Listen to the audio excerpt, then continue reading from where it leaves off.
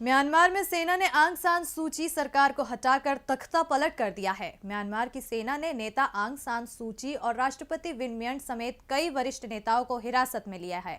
इसे लेकर अमेरिका सहित कई देशों ने चिंता जताई है।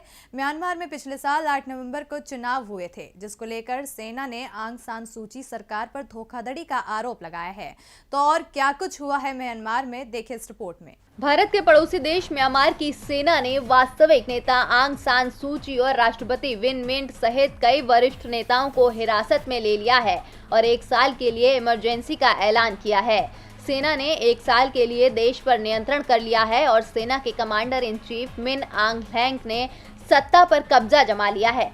देश की राजधानी नेपिताव में फोन और इंटरनेट सर्विस बंद कर दी गई है। म्यांमार में 8 नवंबर को चुनाव हुए थे।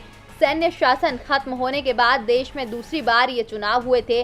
म्यांमार सेना का कहना है कि चुनाव में धोखाधड़ी की आशंका के कारण तख्ता पलट की कार्रवाई की गई है।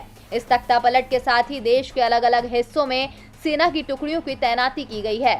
म्यांमार के मुख्य शहर यांगून में सिटी हॉल के बाहर सैनिकों को तैनात किया गया है ताकि कोई तख्ता पलट का विरोध न कर सके।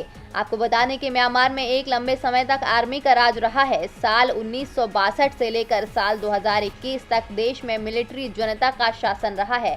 साल 2010 में म्यांमार में आम चुनाव हुए और 2011 में म्यांमार में नागरिक सरकार बनी, जिसमें जनता द्वारा चुने हुए प्रतिनिधियों को राज करने का मौका मिला।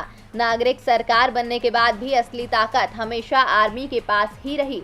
अप्रत्यक्ष रूप से मिलिट्री जनता म्यांमार की पहली शक्ति ही बनी रही। उसे उन अर्थों में हटाया नहीं जा सका जैसा कि बाहर से लग रहा था।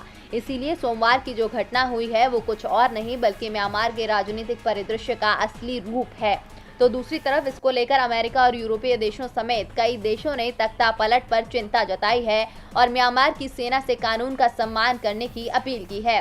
व्हाइट हाउस की प्रवक्ता जेन साकी ने कहा कि बर्मा की सेना ने स्टेट काउंसलर आंग सान सूची और अन्य नागरिक अधिकारियों की गिरफ्तारी सहित देश के लोकतांत्रिक संक्रमण को कम करने के लिए कदम उठाए हैं। डीवी लाइव की रिपोर्ट।